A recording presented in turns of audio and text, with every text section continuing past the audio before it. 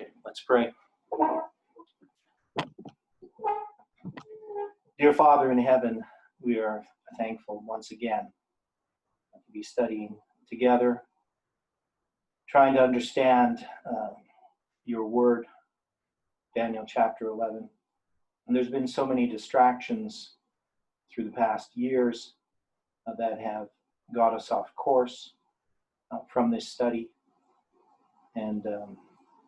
And also I know with myself just the difficulty of understanding all the characters in this history and how it applies to us today. It's sometimes overwhelming. So we ask for your Spirit to be our teacher. We know, Lord, that we are in a difficult time in Earth's history, and we need to understand clearly your word. Help us, Lord, to go beyond just the plain history and to understand these applications. And mostly, Lord, we ask that you can come close to us and that you can reveal your righteousness, your love, your kindness to us and to humanity in giving us these truths and telling us things that happen before they come to pass so that we can know that you are our God and that Christ is the Son of God. And so, Lord, we thank you again for the time we have, and may we understand these things, and we pray in Jesus' name. Amen.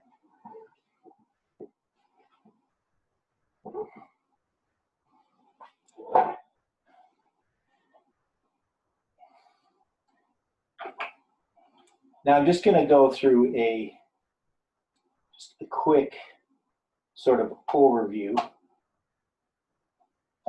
of this, what we're going to be studying.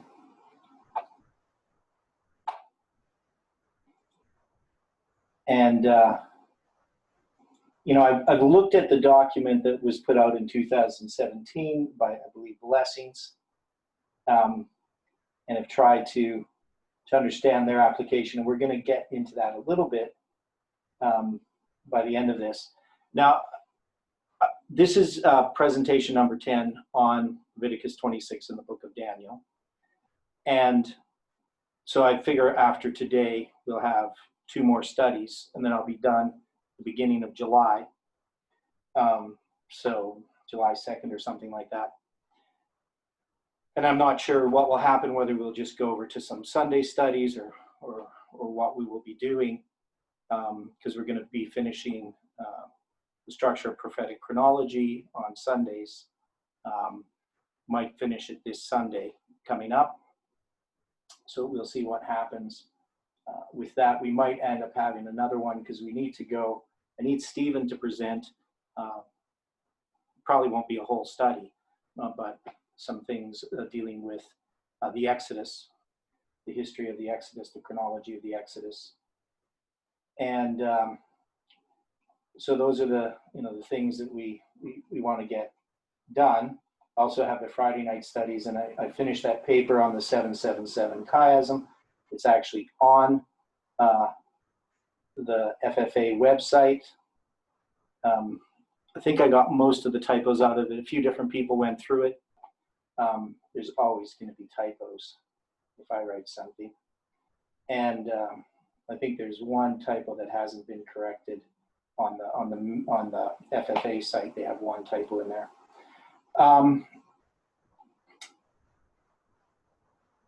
So I'm trying to just do this review of Daniel chapter 11. So I'll do this on screen here. So we know we have this history of Daniel 11, and basically, if we want to look at it, we got verses 1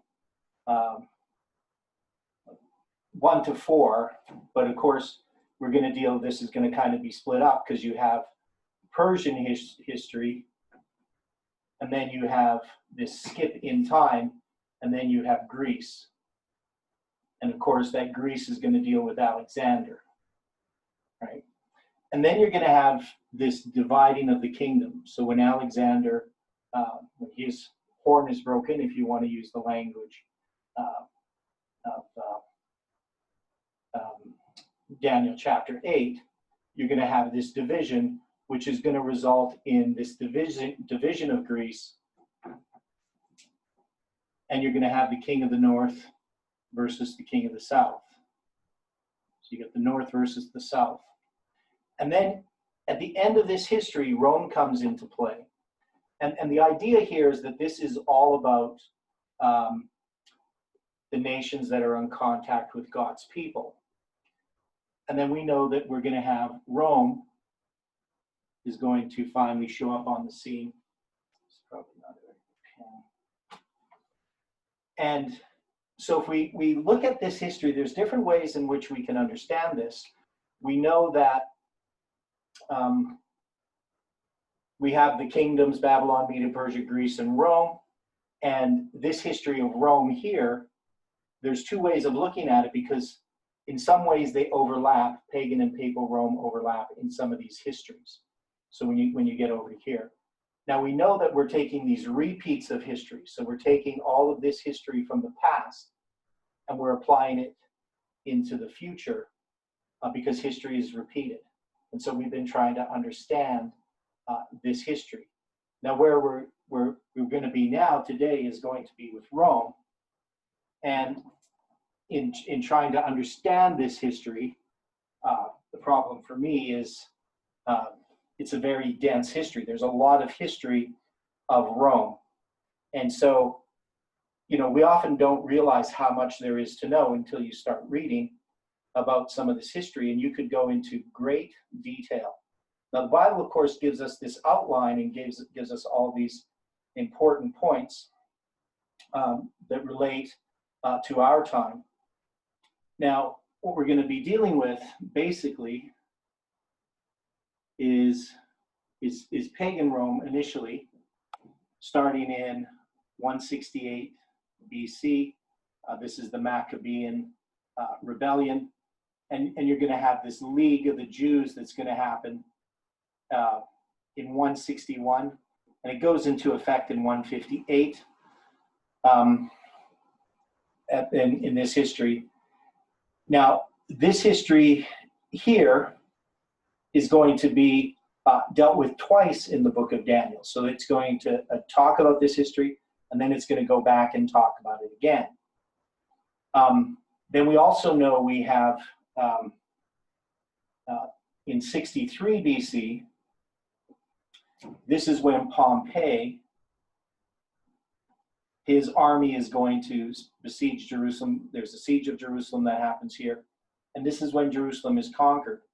But we know that there's this period of time here in which Jerusalem makes a league with Rome, but they really don't come under control of Rome until 63 BC. Right, so these are all BC dates. And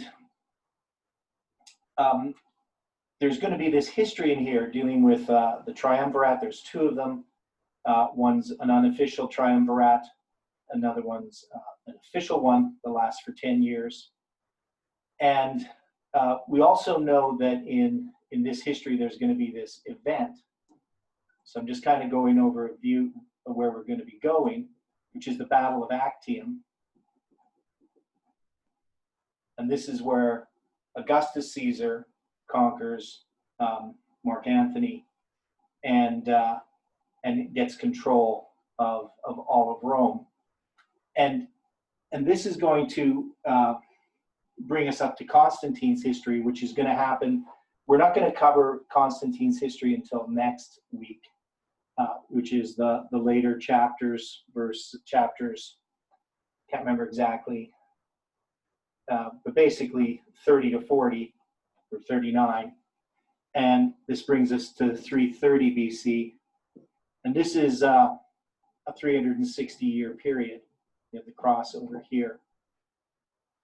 So this, even for a time, we will look at. And there's an interpretation of this that Swearingen has in his book, that he has actually two different applications. And I found that interesting, that often when we have two different applications, we tend to think, well, we have to choose between one or the other. And Swearingen does an interesting way of looking at things, Angela. So 330 AD, that's what she's trying to tell me. And because she wrote it down there. I wondered why she wrote that. So the idea that we can have two different applications is important because we do it. We recognize that sometimes there aren't just two applications, there can be three applications of a history. And that he recognizes this, I think, is important. And that was one of the problems that we had in Millerite history with the 2520, where Miller had one view, and then later on Josiah Litch has another view. It never considers that both views might be correct, that they might be tied together. God is very,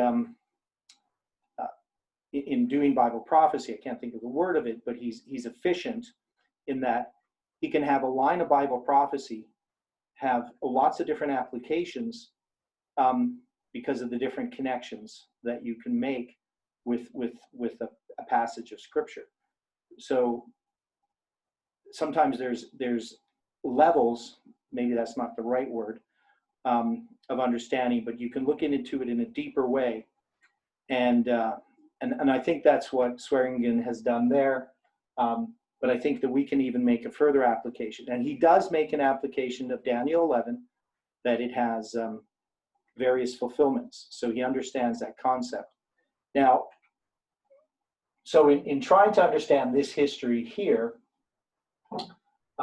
we're gonna be looking at this history primarily up until, well, 70 AD we'll even look at. So I'm gonna just put it over here. So we got 70 AD in there in this history. So this history is obviously extremely important, but when you're looking at it from Daniel 11, it's only slightly addresses, the crucifixion and some of this history. It's dealing with this history of Rome. And in trying to understand this history of Rome, why God would put it in here, we know, of course, it's because it applies at the end of the world. For God to just write about Rome, even though it's, has a prophetic role here in this history, in the detail that he does would make no sense, because most of this history here is not, I'm not saying it doesn't directly relate to Christian history, but from biblical point of view, none of the Bible is written in this period of time. So this is a period that's really what we call the intertestamental period. I mean, obviously Daniel deals with it as prophecy, but we have no biblical books really from this history, from this time, until we get to the New Testament, right? So all the Old Testament has ended long before the prophets have ended. And there are some history books that definitely apply here, books that were written in this time that apply. And also we have Josephus writing in this history here. But the point is that God has given us this history because it applies directly to now. And that's why we need to understand it.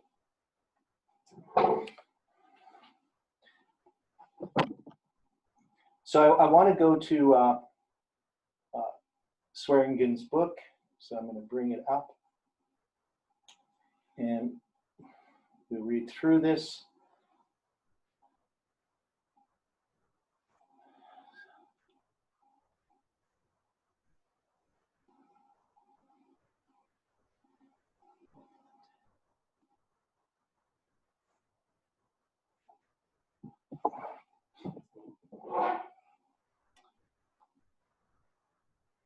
So we're going to go through first chapter 11, verse 16 to 22. And we'll just start reading here. I'm going to skip parts of it because I've read through it a few times, and some parts are not as important as others. But there is definitely a background here that I think his book helps us with quite a bit. In this particular chapter, we will discuss the main historical transitions of Daniel 11, verse 16 to 22, which highlights certain trends in the career of pagan Rome.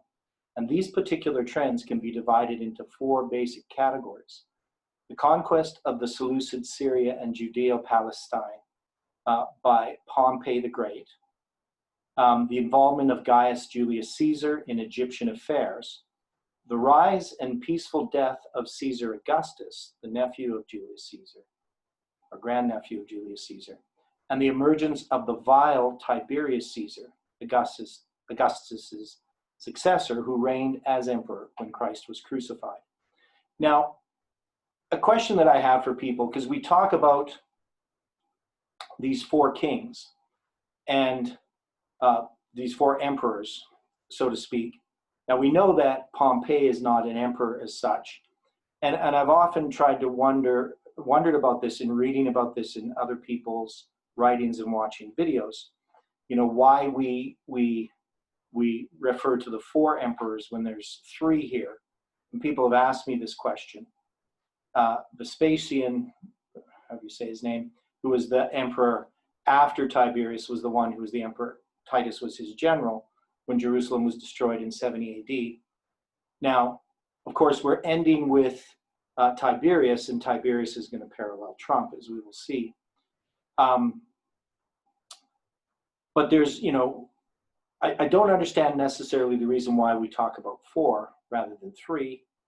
There may be a reason. So if anybody has any thoughts on that as we go through this, I definitely welcome those thoughts. But he that cometh against him shall do according to his own will, and none shall stand before him. And he shall stand in the glorious land, which by his hand shall be consumed. So that's Daniel 11, verse 16.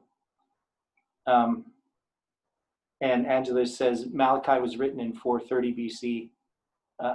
Reminds her of the 430 years of Israel's sojourning.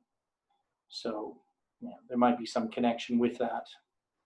But he that cometh against him shall do according to his own will, and none shall stand before him. In essence, this passage is speaking of the time when pagan Rome would subjugate the Seleucid Syrian kingdom. And we could state the above passage like this: but he, pagan Rome, that cometh against him, Seleucid Syria, the king of the north, shall do according to his own will, and none shall stand before him, pagan Rome. Furthermore, because pagan Rome would come from the north to conquer Syria, it would replace this empire as the king of the north. And as this new king of the north would expand in influence throughout the entire Mediterranean world, thus doing according to his own will, each of the kingdoms of Alexander's former empire would eventually fall under Roman authority. So this is an important point here, because we have this king of the north, king of the south issue, because we know that the king of the north has been taken over by Rome here. And we do have this king of the south issue that comes up again.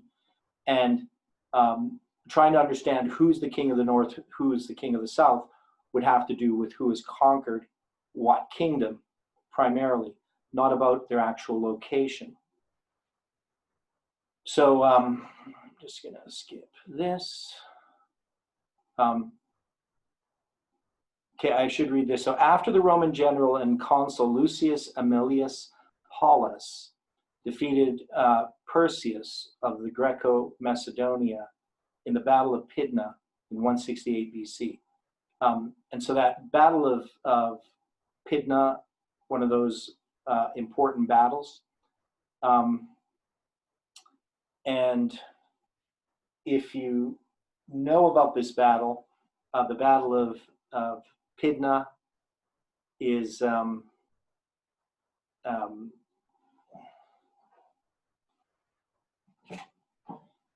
because you got this Battle of Raphia. I know I got to switch the screen here, so just hang on. I'm just going to draw this first. The Battle of Pydna, and this is 217, and this is 168. And the number of years between these two, so I'll just switch this here quickly. So the number of years between these two battles, if you add 49 to this, you would see that these are 49 years apart. And these battles are both on June 22nd.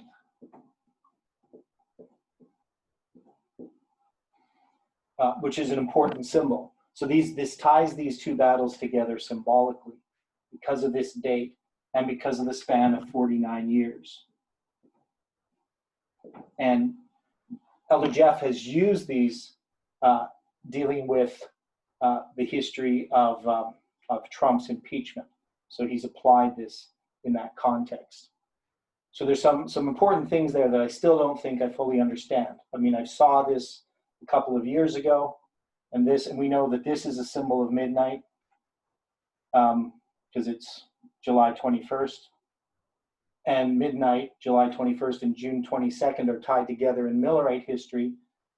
If you count from June 22nd, Samuel Snow's third letter, and you count 391 and a half days, you would come to July 18th, which would be his second letter. And of course, July 18th is tied to midnight because it's 3 days before midnight. And then, there's ways that we could probably try to apply 168, which I've tried as well. But I think it's this 49 years that connects them that's more important than this date itself. But these two dates are important. So I mentioned these because when we look at this history that's in the book of Daniel, we know that we're applying it to our history. But there are many applications that we can make, and we've done them, applying it to Trump's impeachment, for instance. In making these applications, we have to follow certain rules. And that is, we're applying these lines in a way that's consistent with history, that is not, we don't try to force the lines into what we see in the headlines. We know that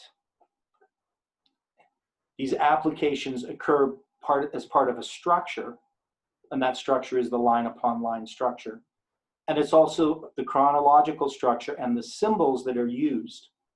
So I'm saying that, if we're going to make an application of this, we know that Raphia and Pidna are joined together. One of the things it can show us is that there is more than one application of Raphia. That is, we have the same symbol here. Historically, we have basically a repeat, even though this is different kingdoms and so forth, but a repeat of a symbol.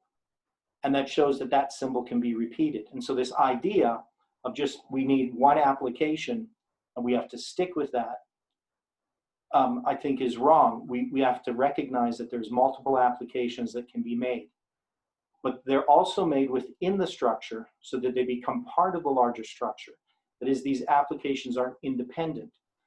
We can't just willy-nilly make applications of things.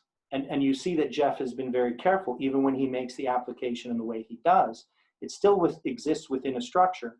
And one of that structures, we could see that, we have this Levitical chiasm. We have all these other structures connecting to July 18th, these chronological structures, and they all fit together like wheels within wheels. They all give information about each other. They're complementary.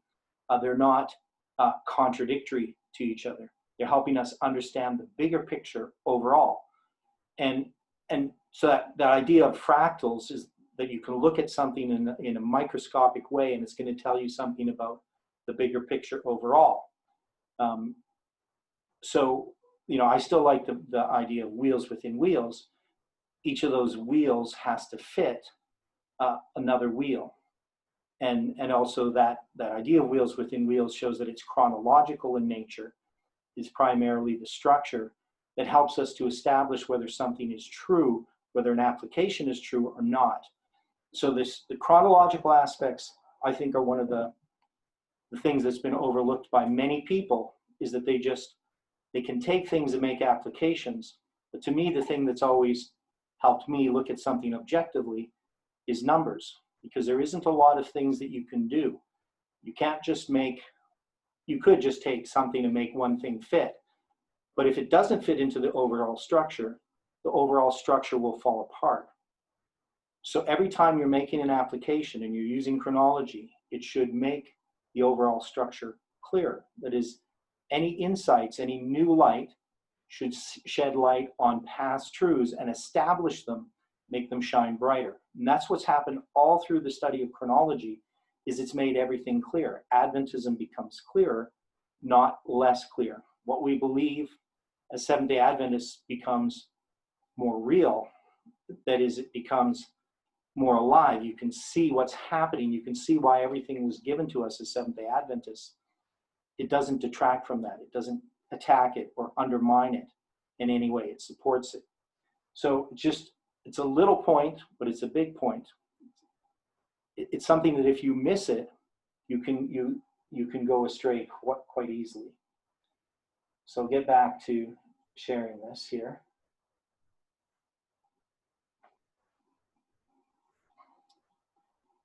And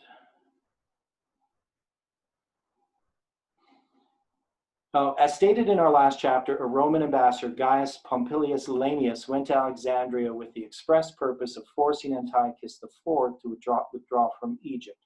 So this is one where he draws the circle around him and asks him to make a decision. And it shows that Rome could do according to his own will, as Antiochus IV would acquiesce to Rome's demands under the threat of military force and withdraw from Egypt. And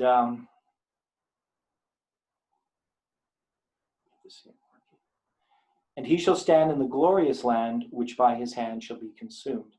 This phrase actually describes that pagan Rome would further involve itself in Syrian affairs by ending the Seleucid monarchy and intervening in the affairs of Judea-Palestine. Thus, we could rephrase the above passage by stating that he, pagan Rome, the new king of the north, shall stand in the glorious land, Judea-Palestine or Israel, which by his hand shall be consumed. History will demonstrate that the end of the Seleucid Syrian Empire and the subsequent subjugation of Judea-Palestine would become a reality in the career of Gnaeus Pompeius Magnus, also known as Pompey the Great.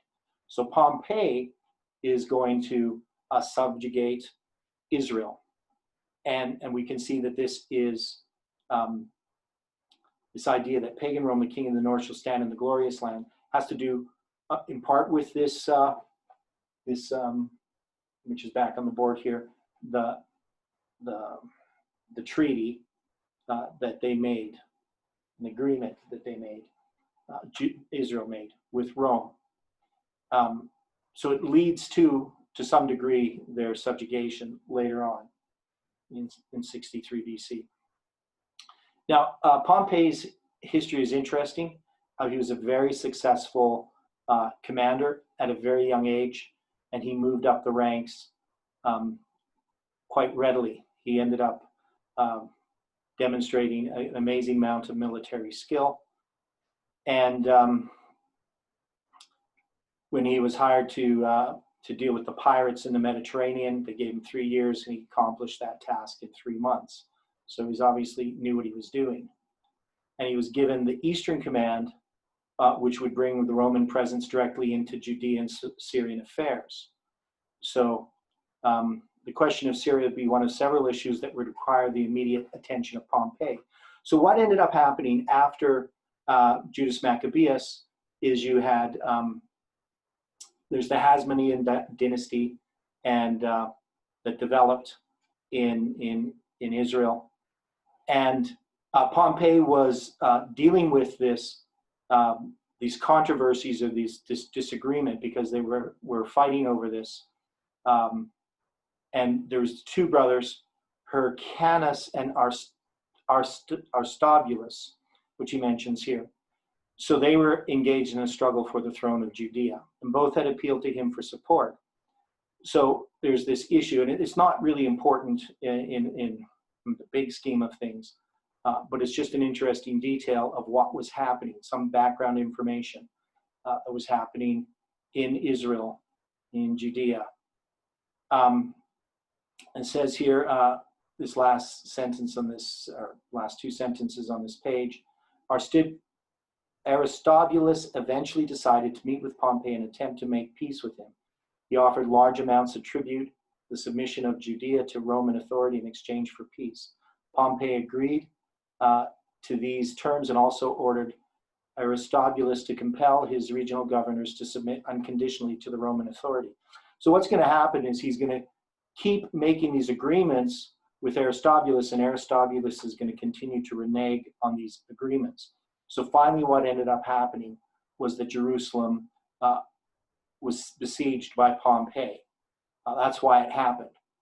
So it happened to do with, and that's because Aristobulus had basically went into Jerusalem and sort of set up shop there. And then eventually they were even just in the temple itself. And 12,000 Jewish rebels who had fought against him against Pompey were slaughtered. So when Jerusalem was finally pacified, Hyrcanus was rightfully restored to power, while Aristobulus and his family were taken to Rome in chains. Thus, by 63 BC, through the military might of Pompey the Great, pagan Rome would stand in and consume the glorious land of Israel, as both Syria and Judea-Palestine would become pagan Roman provinces. So, and this obviously, we know in the time of Christ, this is what the land of Palestine was. It was a province in Rome. So this sets up that history that's going to happen in the time of Christ. Now these next verses are interesting here. So we're going to read them. Oops.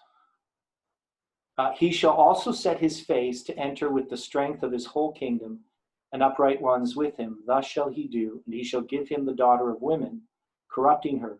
But she shall not stand on his side, neither before him. After this shall he turn his face into the isles, and shall take many. But a prince of his own shall, on his own behalf, shall cause the reproach offered by him to cease. Without his own reproach, he shall cause it to turn upon him. And then he shall turn his face toward the fort of his own land, but he shall stumble and fall and not be found. So this is going to introduce the history of Julius Caesar, and of course Cleopatra and Mark Antony. So this whole history here is, one that Hollywood has enjoyed. You got all the stuff that makes good movies, I guess. But the reality here is there's a history here that has a lot of applications to our time in trying to understand what's happening here in this history. We need to obviously go and read it. It says, he shall set his face to enter with the strength of the whole kingdom, and upright ones with him, thus shall he do. The he mentioned above is still pagan Rome in the general sense, but transitions from the career of Pompey the Great and his involvement in Judeo-Syrian affairs to that of Gaius Julius Caesar, the most famous general in Roman history, and his specific involvement in Egyptian affairs. We should remember that after both Greco-Macedonia and Syria had fallen to the Roman hands in 168 BC and 63 BC respectively, only Egypt would remain as the sole surviving kingdom of the Hellenistic era. Yet Egyptian independence would not last for very long, as Julius Caesar would accelerate the process of Egypt's submission to Rome. So this has to do with the idea that Rome has to overcome these obstacles. And we know they get the north, right? They end up becoming the king of the north. They get the pleasant land, which is Judea, Palestine, and they get the south. And the south here is Egypt. And of course, we look at these things with the papacy, when it's set up as well, it has three obstacles. And then we also look at modern Rome, what ends up happening with the three obstacles to become the rulers of the world. So somebody says 168 is not on the chart. No, it's not on the chart. So 168 is... it's on the 1850 chart. It's on the 1850 chart, 168.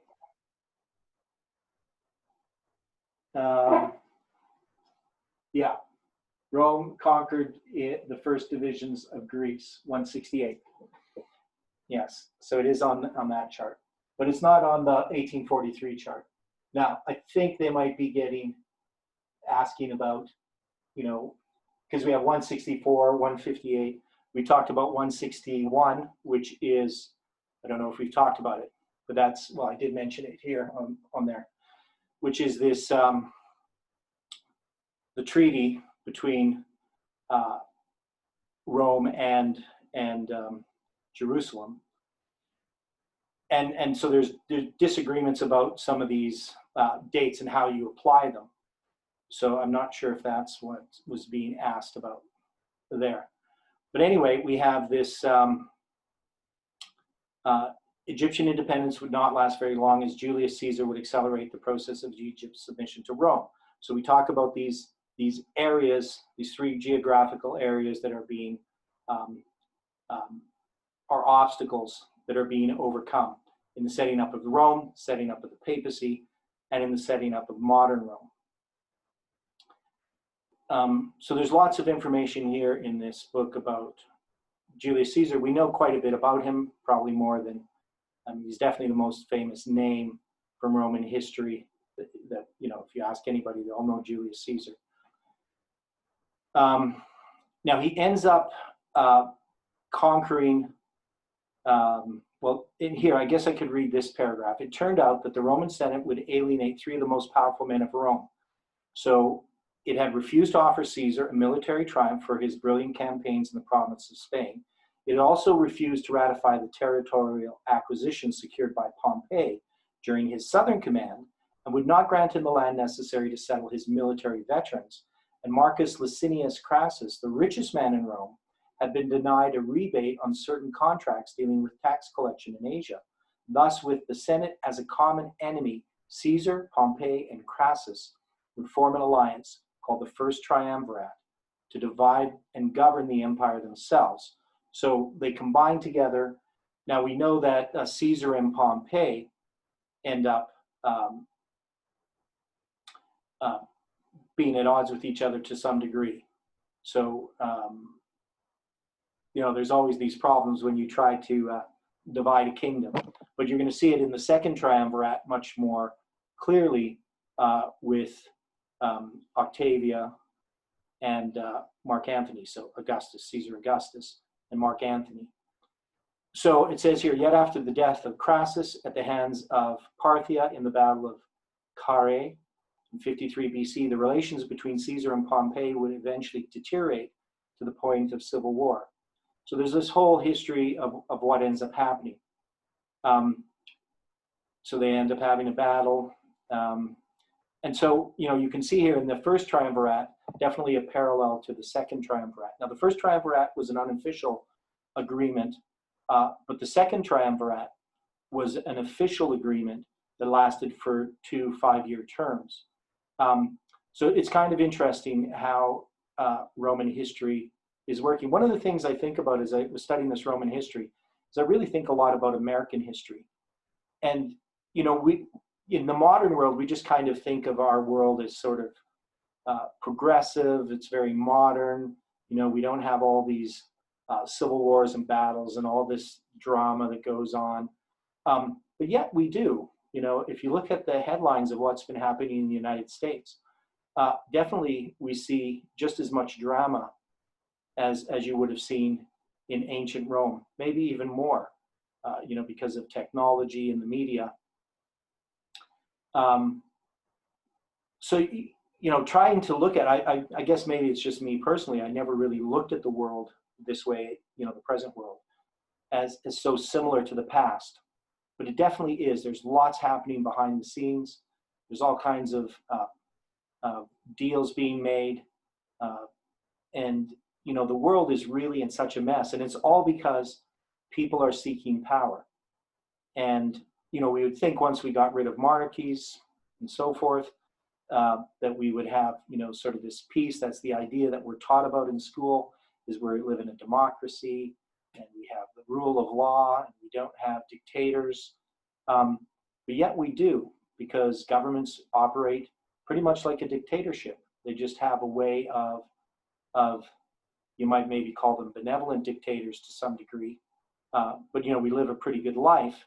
So we sort of feel that somehow that they're justified in the decisions that they make. But behind them all, we know that there's a lot of evil that goes on. Now it says, he shall give him the daughter of woman, corrupting her. So this is going to refer to Cleopatra. But she shall not stand on his side, neither before him. After this shall he turn his face unto the isles, and shall take many. The sub-passage describes the associate of Caesar with the famous Egyptian queen Cleopatra, labeled here as the daughter of woman. After landing in Egypt in 48 BC, Caesar would learn that Cleopatra had been involved in a dynastic war with her husband and brother, Ptolemy XII, Theos Philopator. Taking up residence in the royal palace in Alexandria, he would decree that Cleopatra and Ptolemy should reign jointly. Ironically, after bringing about the reconciliation between the king and queen, Caesar would make Cleopatra his mistress as a show of power, taking the daughter of woman and corrupting her. And so later Caesar would turn his face to the Isles to take many. Through the pacification of Egypt, he would also eliminate all remaining Pompeian and senatorial military forces scattered throughout the Mediterranean basin that had fought against him in the Civil War after his success in the Alexandrian War in 47 BC. Caesar would win military victories at Zela and Thapsus and Munda, thus removing all opposition to his authority. Standing unrivaled as the greatest military commander of his age. Eventually, however, Cleopatra would not stand on his side, neither before him. She would be virtually powerless to stop his untimely assassination in March of 44 BC. So, we see that Caesar rises to this height, and then he gets murdered by his own senators. But a prince for his own behalf shall cause the reproach offered by him to cease. Without his own reproach, he shall cause it to turn upon him. Then shall he turn his face toward the fort of his own land. He shall stumble and fall and not be found. So this is going to refer to, of course, his assassination. The prince for his own behalf is Marcus Antonius. And he was protecting Caesar's political interests. So in a sense was definitely a friend of Caesar's to some degree. But people seem to have all these ulterior motives in everything that they do. So we know that they end up later becoming enemies again. People always become enemies. Eventually, the Roman Senate would grow weary of Caesar and conspire to kill him. Actually, maybe they don't so much become enemies. I think actually Mark Antony continued to support Caesar. Who he became enemies of was Augustus Caesar, the one who followed after him. So Mark Antony's rise is dealing with Augustus Caesar. I was just getting a bit confused there. Okay, later, however, with unfailing loyalty to his deceased friend, so he definitely was loyal to him, Antony would exact revenge for Caesar, causing his reproach to cease by hunting down his assassins. He would eventually win 2 decisive battles against Brutus and Cassius in Philippi in Macedonia, which later led both of these men to commit suicide in the year 42 BC. Yeah, so now we're going to have Caesar Augustus, who's going to be raised up. Then shall stand up in his estate, so in the estate of Julius Caesar, a raiser of taxes in the glory of the kingdom. But within a few days he shall be destroyed, neither in anger nor in battle. And in his estate shall stand up a vile person, to whom they shall not give the honor of the kingdom. But he shall come in peaceably, and obtain the kingdom by flatteries. And with the arms of a flood shall they be overflown from before him, and shall be broken, yea, also the prince of the covenant. So I think this one's pretty self-explanatory in the context of understanding Scripture, who these different people are. So we obviously know Caesar Augustus is the one who calls all the world to be taxed. And so this is Octavian, Gaius Octavian, who was later renamed Caesar Augustus. This transference can easily be demonstrated by an understanding of the phrase raiser of taxes, as we said. So there's that passage there from Luke 2, verse 1 to 3.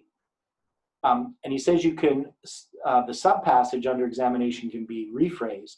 Then shall stand up, come to power, in his, Caesar's estate, a raiser of taxes, which is Caesar Augustus, in the glory of the kingdom of pagan Rome.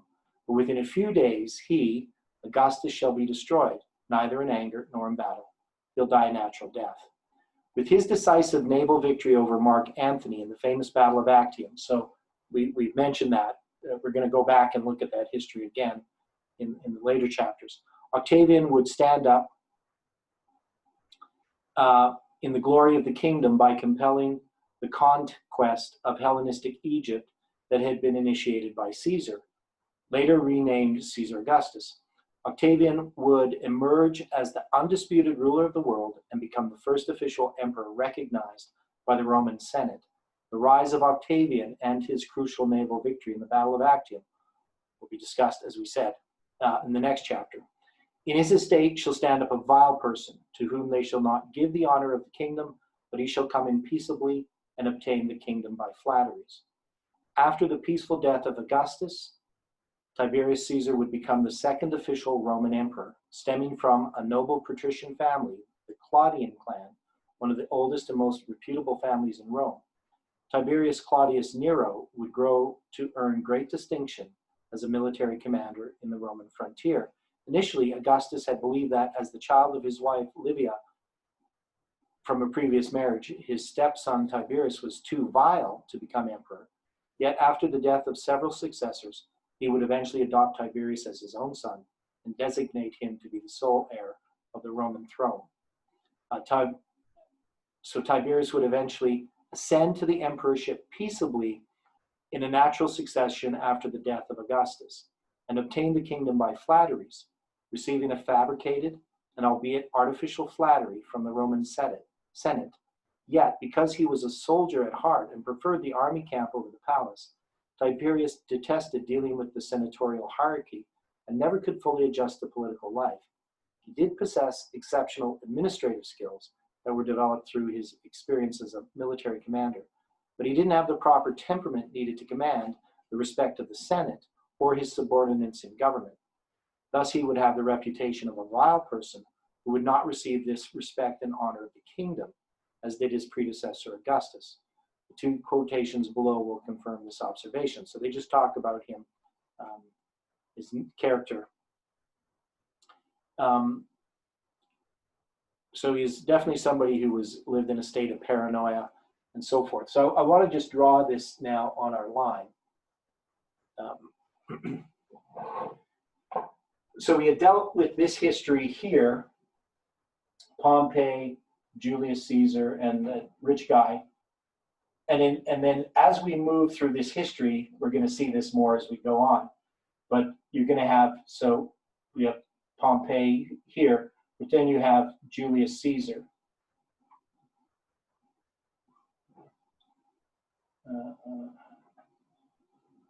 How do you spell Caesar? I always get it wrong. Caesar.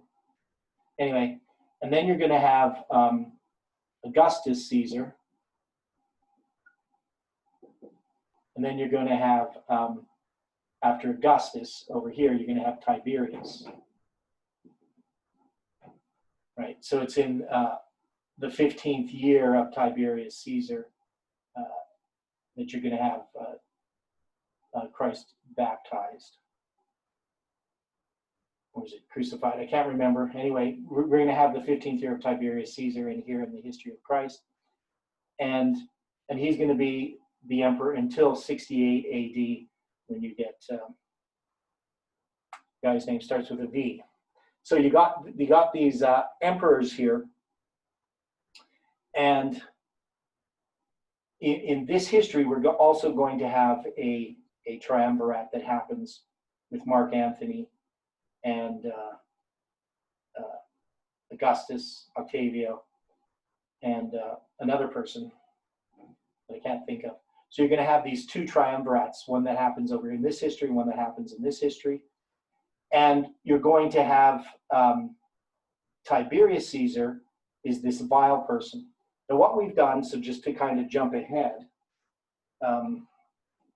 in understanding this in our history, is that we would match Caesar Augustus with Obama, and Tiberius with Trump, and Julius Caesar would be Bush II.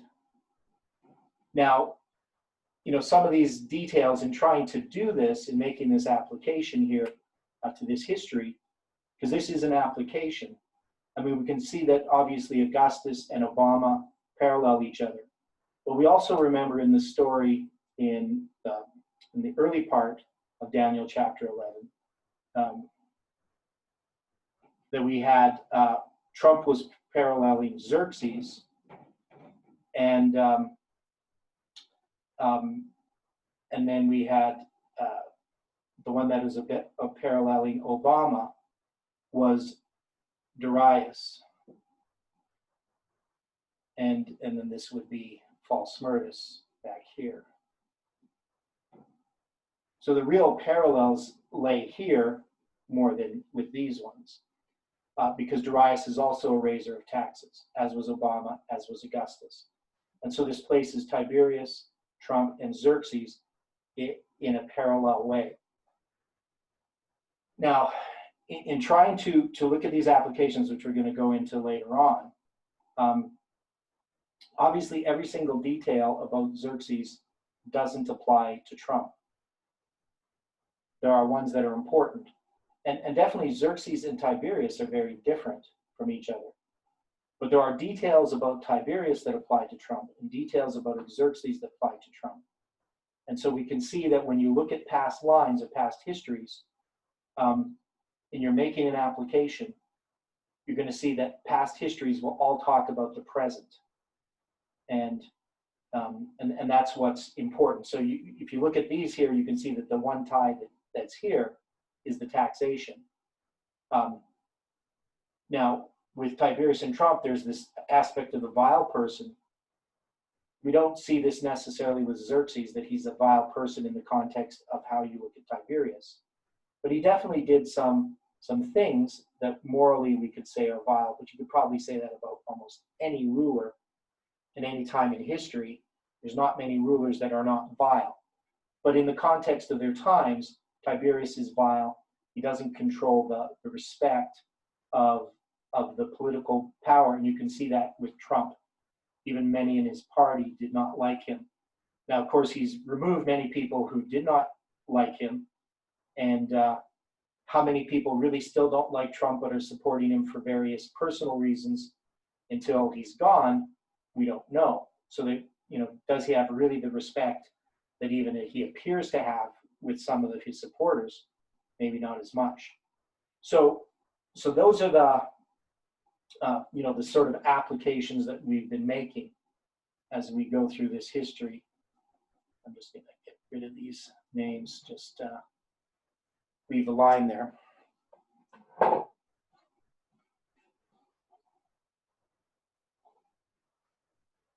And I see there's a few comments. I got to see what people are saying.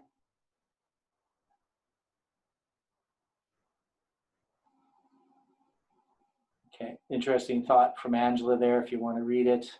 It's dealing with the contrast between Christ and Tiberius. Yeah, it was the baptism that was in the 15th year of Tiberius, which is what I initially thought, but sometimes I think I'm wrong. Not always confident in my memorization of history.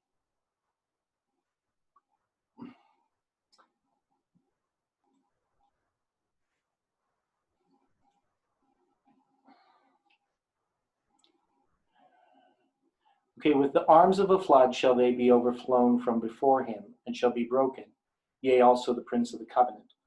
The phrase of the above would describe and confirm Tiberius's ruthless executions of many suspected conspirators. The subpassage could read, and with the arms of a flood, swift enacting judgment, shall they, conspirators against Tiberius, be overflown, removed from before him. And I don't know why that happened there. Tiberius, and shall be broken, be overflown, removed from before him, or shall be broken, executed. So the arms of a flood, so the way that he looks at the arms of a flood, and I would look at this as military. Normally, a flood, the arms of a flood would be military. Shall they, conspirators against Tiberius, be overflown, removed from before him, Tiberius, and shall be broken, executed. The execution of the Praetorian prefect Sejanus, seen by some historians as somewhat justifiable, is one particular example of the swift judgment and merciless brutality of Tiberius toward those he suspected of sedition. So the idea here is that people are trying to overcome or overthrow Tiberius, but in his paranoia, he's constantly executing people, which would make, of course, people much more readily wanting to get rid of him. But as the leader of the Praetorian Guard and protector of the emperor, Lucius Aelius Sejanus grew to become a close personal friend of Tiberius. Having the social status of a mere knight, he would boldly request a marriage alliance with the niece of Tiberius, Julia Livilla, an aristocrat. Yet the fear of senatorial reprisal from a marriage alliance between two distinct social classes moved Tiberius to reject this request. Even so, Sejanus would continue to consolidate his power by manipulating Tiberius's constant fear of sedition. He would use his influence with the emperor to eliminate most of his political opponents. So definitely a lot of intrigue going on. After holding the consulate in concert with Tiberius in AD 31, Sejanus would later receive from the emperor himself both supreme authority over the military and permission to enter into the marriage alliance with Julia Livilla that he had formally requested.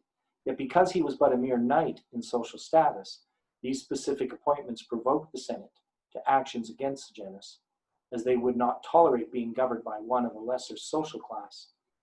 Accusing Sejanus of an actual plot against the emperor himself, several powerful people warned Tiberius that he must be eliminated immediately.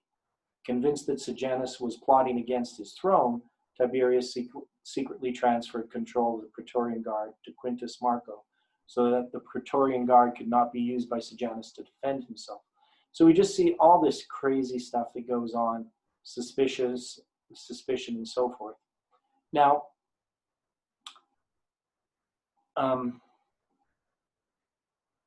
he talks here about that Tiberius had a lot of excellent administrative skills and demonstrated efficient management of the empire, but his character qualities proved to be downright contemptible when compared to the more popular Augustus.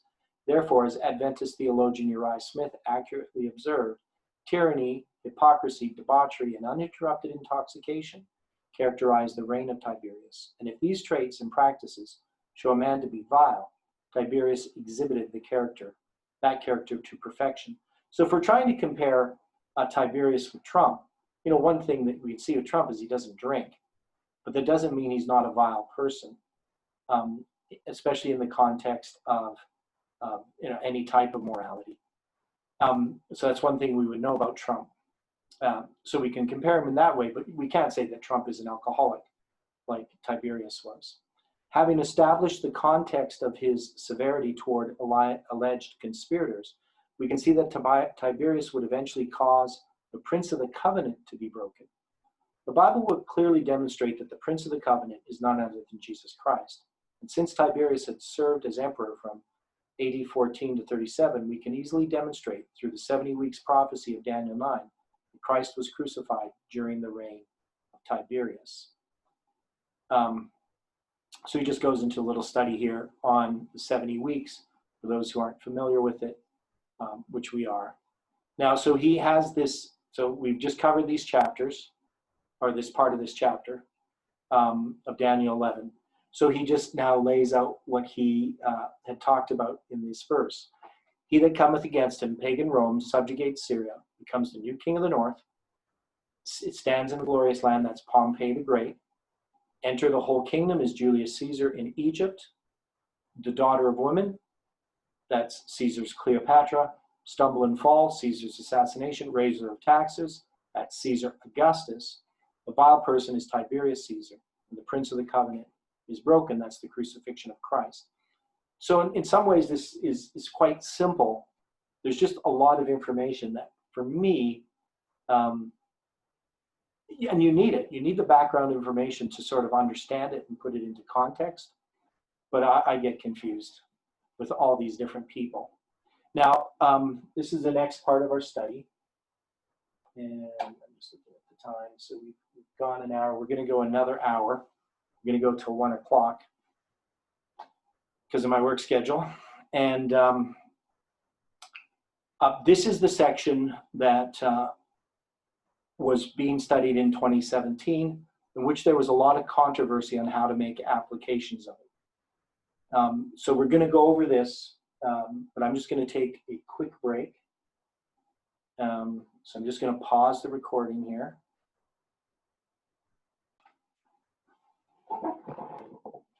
Dear Father in heaven, we just again ask for your Spirit as we study this next section. Help us to understand the things we read.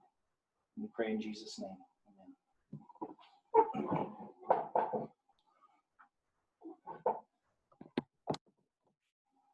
So in this next section, we're going to go back to these notes.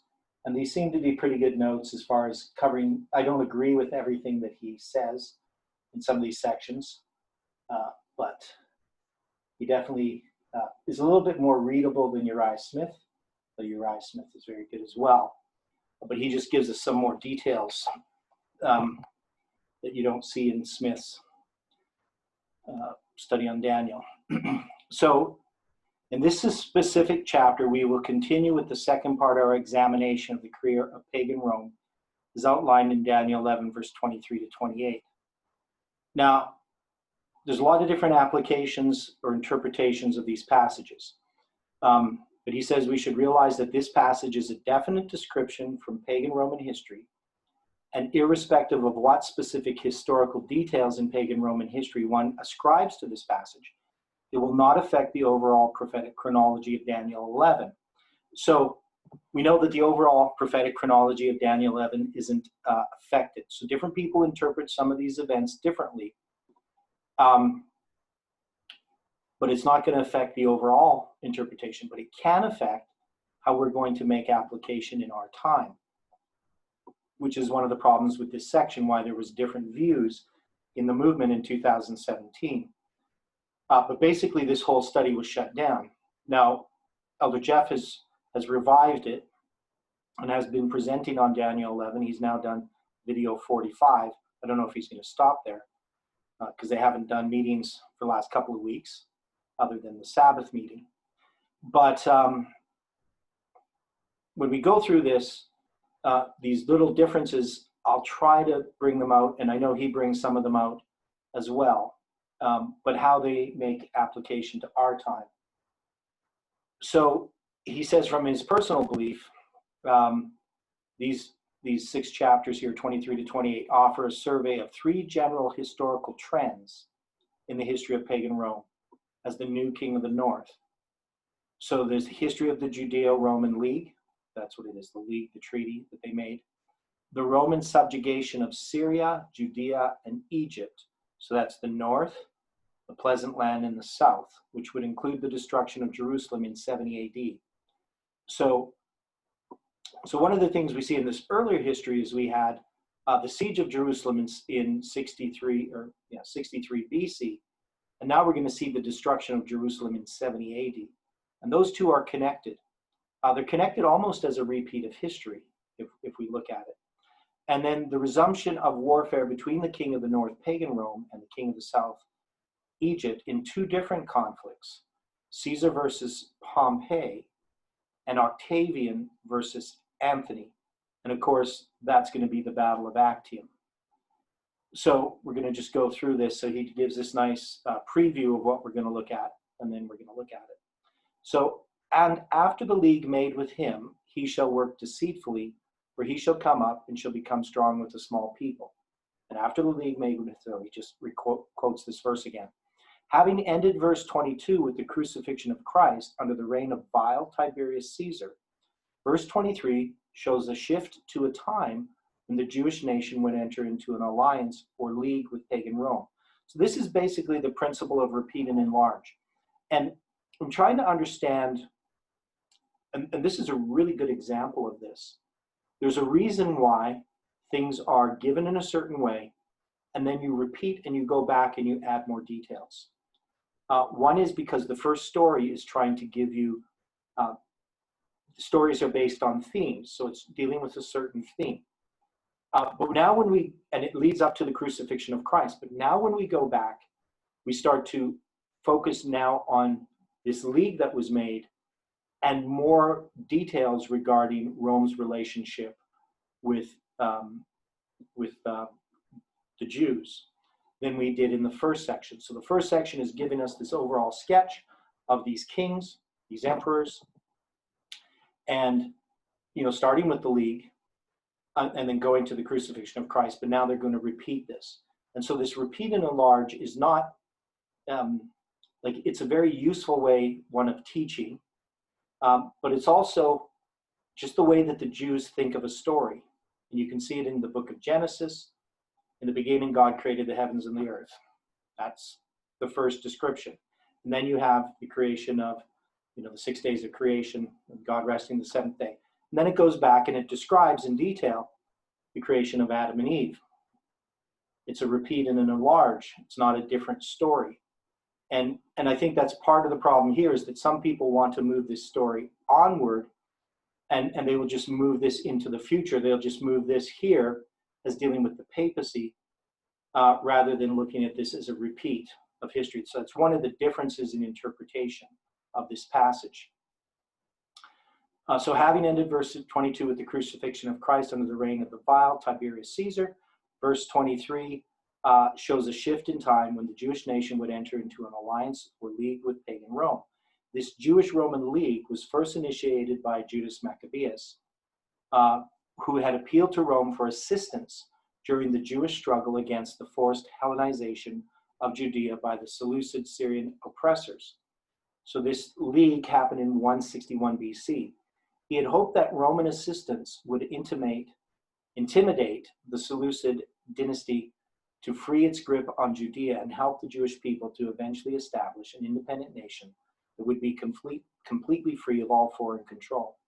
The Seleucid oppression of Judea would reach its climax under the era of the Syrian king Antiochus IV Epiphanes. So this is where most evangelical Christians, a lot of historians, they would apply Antiochus Epiphanes as the one who is talked about as regarding the abomination of desolation. So they would apply that to Antiochus Epiphanes rather than to the papacy. Still fuming from his, somebody's asking if they can get the PDF of this. Yes, I did send it out in earlier emails, so you should have this book emailed to you, but I can resend it if people still need it. Still fuming from his expulsion from Egypt under the threat of Roman military force in 168 BC, Antiochus IV, Antiochus Epiphanes, invaded Judea and plundered Jerusalem on his way back to Syria. Through his strict policy of forced Hellenism, the forceful conversion of conquered peoples to Greek culture, Antiochus IV designed the total eradication of Judaism altogether. He promptly banned all Jewish religious services and dedicated the temple at Jerusalem to the Greek god Zeus. He did that in 167 BC. This blatant act of desecration, coupled with the burden of foreign occupation, gave birth to a Jewish nationalist movement under the leadership of Judas Maccabeus, whose family, the Hasmonean family, had fled the city of Jerusalem during the initial invasion of Antiochus IV.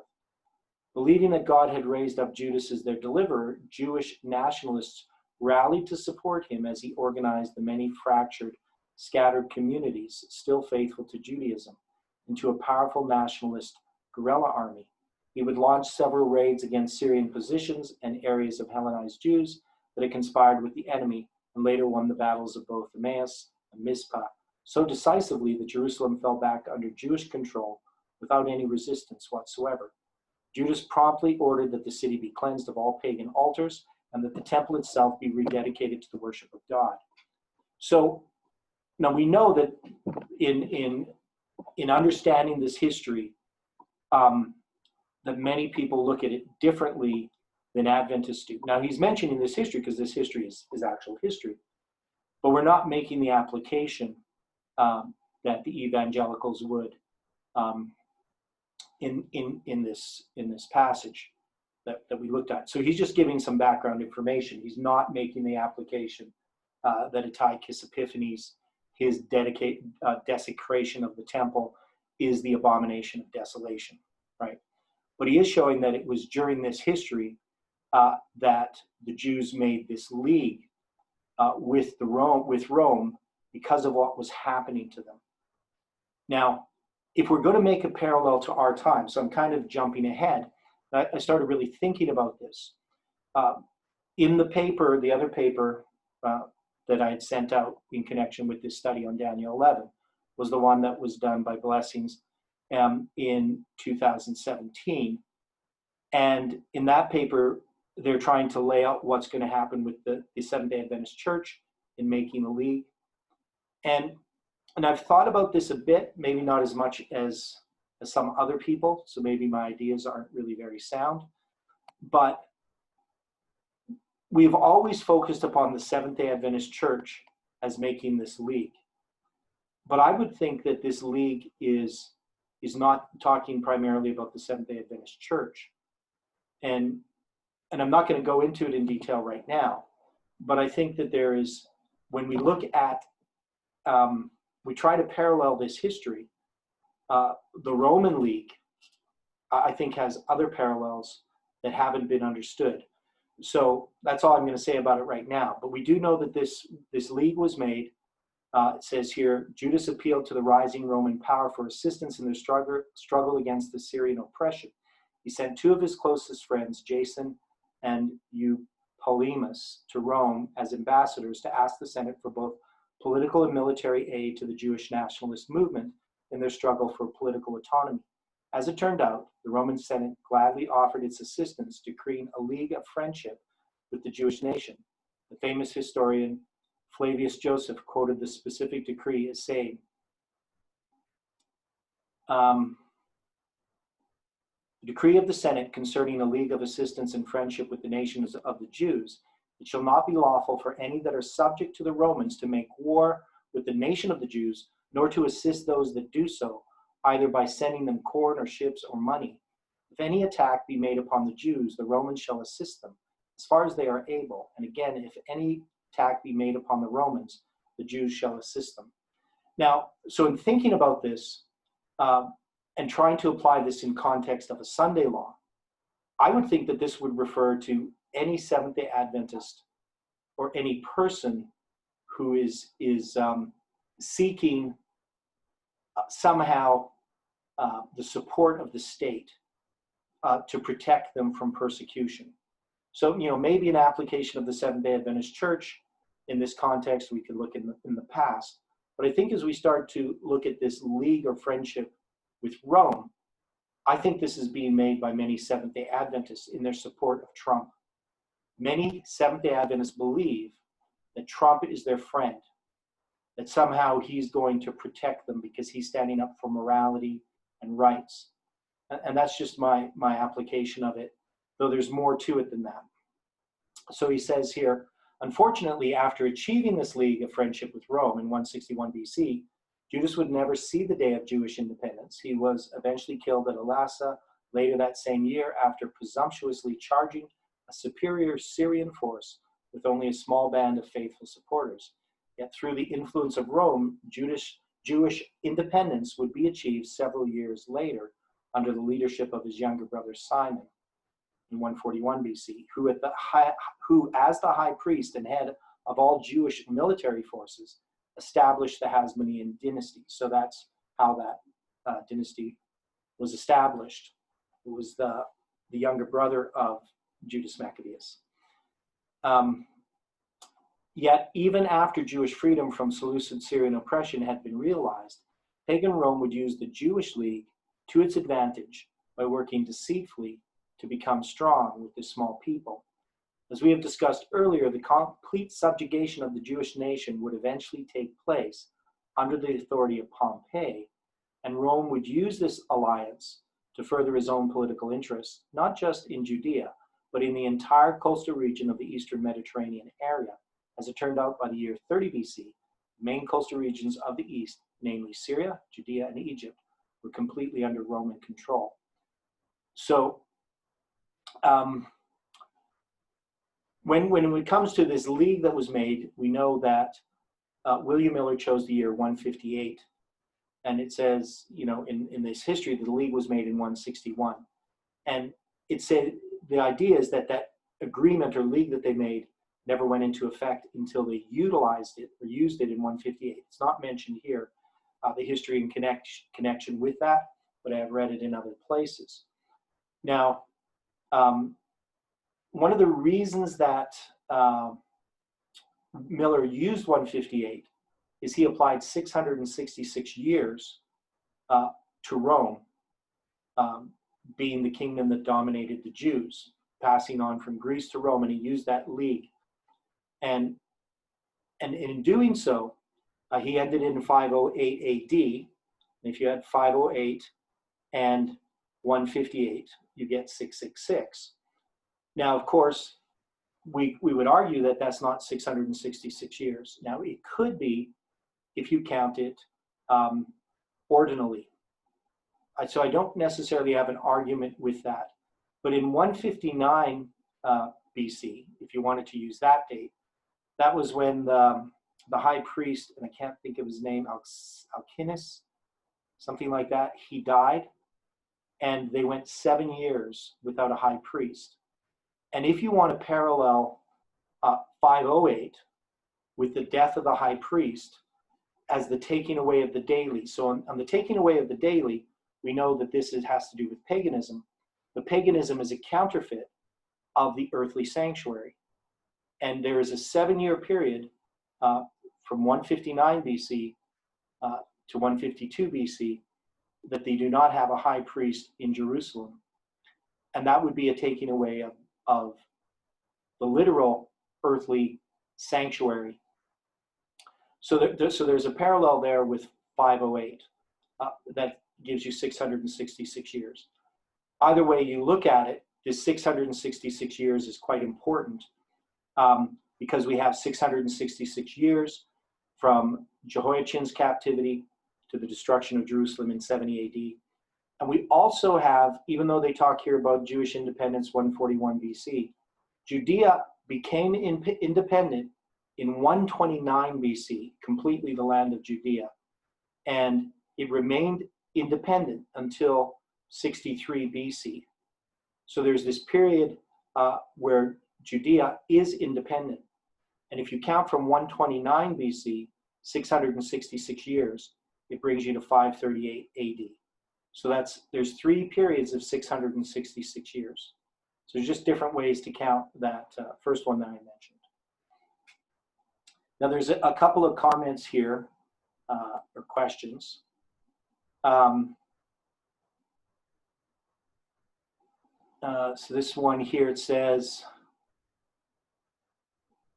many churches have incorporated themselves, league with our government for protections by the government and for the tax relief via the 501c3 federal regulations. So this is referring to the fact that our churches have made a league with the government. And I've thought about that quite a bit. I mean, the problem there that I would have with that is really the government shouldn't have any control over churches. I mean, at all. And if the government was taxing churches, that would be an unfair thing. So one of the things about the separation of church and state is that the churches don't pay taxes. Now, of course, the members donate money to the churches, and that's where the taxes are collected, are mostly from an individual level. So when people, if they were donating money to churches and they were also being taxed for that same money, theoretically, you could, let's say if you gave all your money to the church, also you'd still be responsible for the taxes of that money. So I don't know if I quite see that as the incorporation of churches as a league with our government. I've thought about this a lot. I mean, obviously, the government has utilized that to manipulate the churches to some degree recently, but it was never a problem in the past. People were able to be free from taxes when it came to churches. But it is something to consider. So I'm not saying I totally dismiss it. I just think that there's more to a league here, and the idea of persecution. You're going to be persecuted, and so you make a league or an agreement to to protect you, because that's what the League's about. It's really about protecting, which I don't think the protections of government from tax relief, it's not some external enemy. It's just you're protecting. The government just says they're not going to tax you. But, you know, maybe I'm wrong on that point. You know, I've thought about it. I just don't see it quite as quite the same way everyone else does. Anyway, not everyone else, but a lot of other people.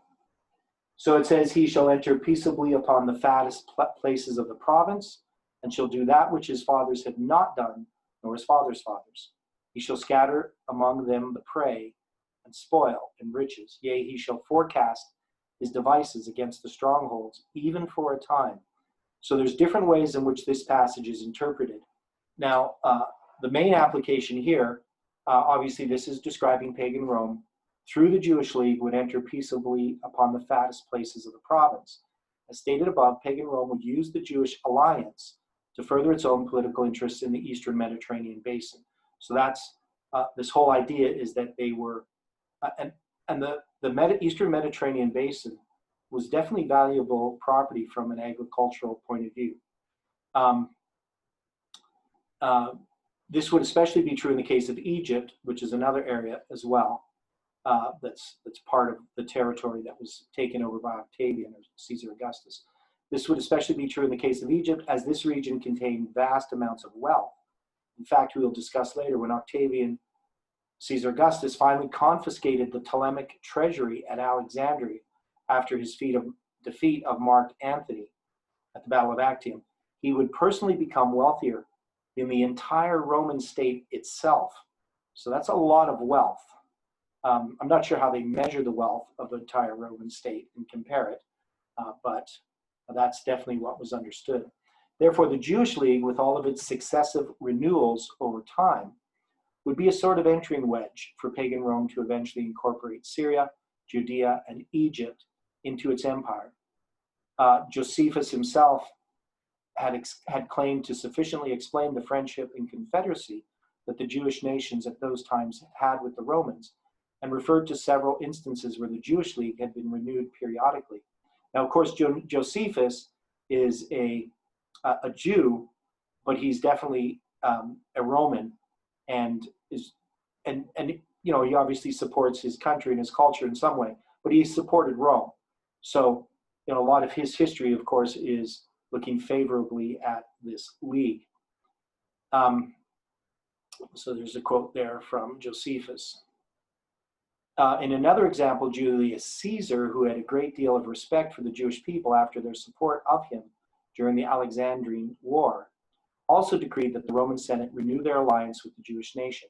So we can see these are just some of these alliances that were renewed. So Judea and Jerusalem at this time is not a province.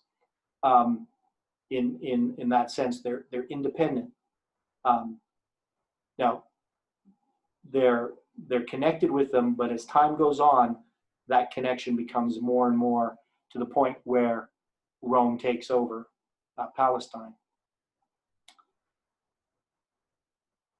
And then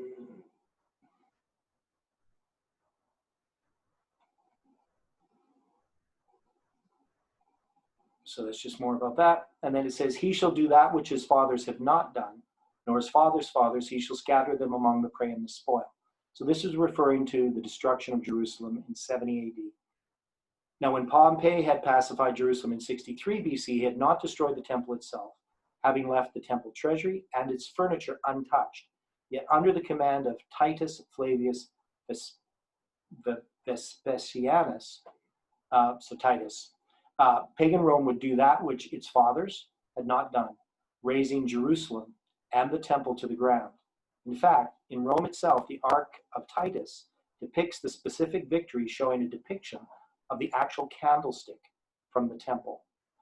The doom of both Jerusalem and the temple actually started 4 years earlier in AD 66.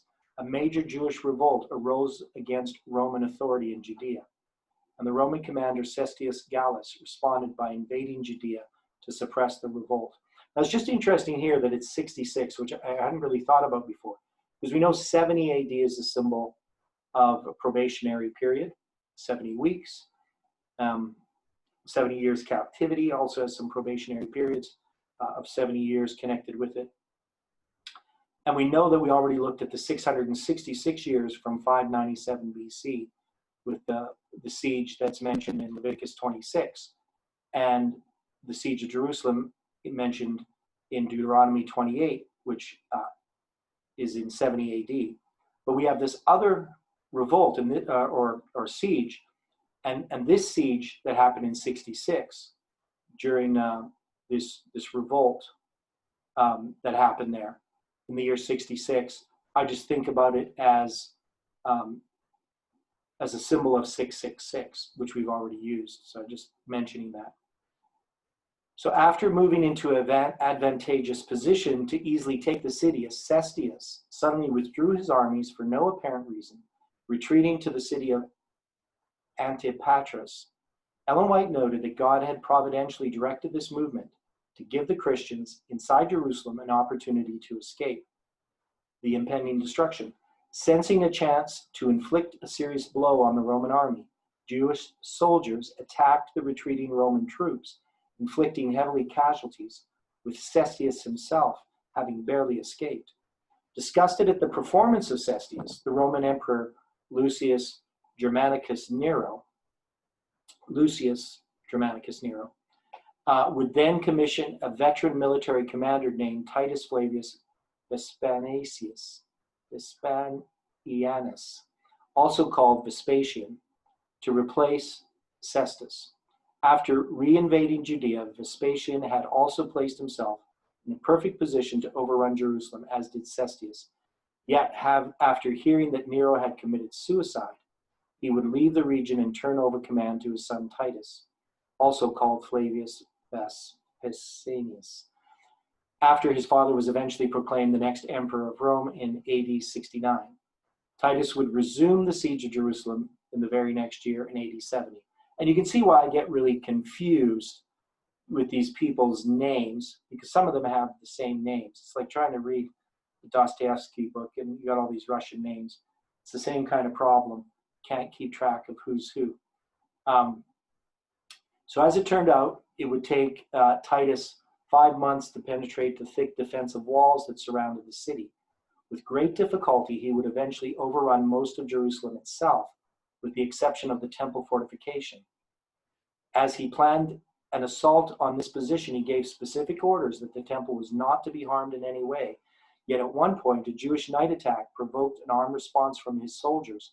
While defending their position, a Roman soldier had accidentally thrown a flaming torch into the temple itself, and in a short amount of time, the entire structure was engulfed in flames. Despite a frantic effort to extinguish the fire, which included the personal effort of Titus himself, the temple would burn to the ground. As the Ark of Titus depicts, the Romans were able to save some of the precious vessels of the temple, yet Titus would eventually have the smoldering ruins of the temple acreage plowed to the ground. So this destruction of Jerusalem in 70 AD, of course, is very important to our understanding of July 18th.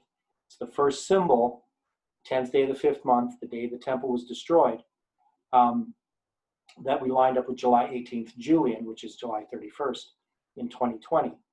But we also have July 18th from Revelation 9, the 10th day of the 5th month from Ezekiel. And one of the things that I've had trouble deciding is when this attack will happen. But you can see here, there's definitely symbolism in this attack. So whether it's July 18th Julian or July 18th Gregorian, we can see that this Roman torch during a siege, a missile hitting Parthenon in Nashville, as Angela is mentioning there in her comment, there would definitely be a parallel to these two events. So just because you have a symbol, though, on a certain date doesn't mean it occurs on that date. It can just be symbolizing something. So we could say that what happens in 70 AD gives us the date July 18th, the Julian date, but the event we're believing is going to occur on July 18th, the Gregorian date, because of the symbol of Islam, the 26th day of the fourth month. So even here, when we get up to this history, we're going through this history of Rome, and we come to the destruction of Jerusalem. And Ellen White says the destruction of Jerusalem is a type of the end of the world. But we also have the destruction of Jerusalem in the time of Babylon. We have the destruction of Jerusalem in the time of Rome. And then we have the destruction of Jerusalem in our time. And we know that Jerusalem itself in our time is not literal Jerusalem, but it's America, the United States. And because that's the promised land, that's the glorious land in this time. Later, as he observed Jerusalem lying in ruin, Titus told his Jewish captives that God had delivered their city into his hands. Overall, more than 1 million people were killed in the siege, while another 100,000 were taken into captivity. Thus, with the complete destruction of the temple, the razing of the city of Jerusalem, and the dispersion of the Jewish people, Titus would do that which his fathers had not done, nor his fathers' fathers, scattering them among the prey and spoil and riches.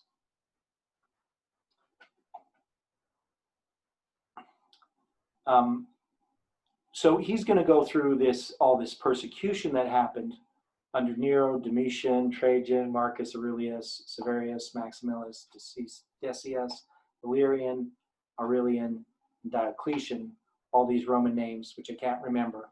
So there's all these persecutions that are going to occur in this period of time.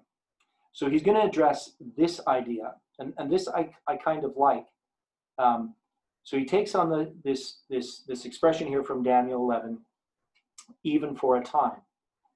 It would appear that this passage, and before I get into here, I just want to look at some of these comments here. Just excuse me here. Okay, so you can read those comments if you want. I don't think there's anything there that I need to comment on at the moment. So it would appear that this passage also articulates that Christian persecution would last for a period of a time, which would translate into one prophetic year. Now again, one prophetic year contains 360 prophetic days. And since a prophetic day translates into a literal year of time, this time of 360 prophetic days would equal 360 literal years of actual time. Given this observation, our challenge will now be to determine a starting point as to when this 360-year period would begin. Some have suggested that it began with Octavian's victory over Mark Antony at Actium in 31 BC, and his subsequent subjugation of Egypt, which will again be referred to as the King of the South. So he's just saying that Mark Antony, when he combines with Cleopatra, even though the Ptolemaic kingdom is coming to an end, that's the King of the South. Rome is the King of the North. This pivotal date would take us to the year 330 AD, the very same year that the Roman Emperor Constantine would move the capital of the Roman Empire to Constantinople, which would later prove to seriously weaken pagan Rome and help to give rise to the papal Roman Empire. So we're familiar with this idea, I would think, of the 360 years is even for a time, as I mentioned it earlier, going from the Battle of Actium to the removal of Rome to Constantinople, the capital, to Constantinople.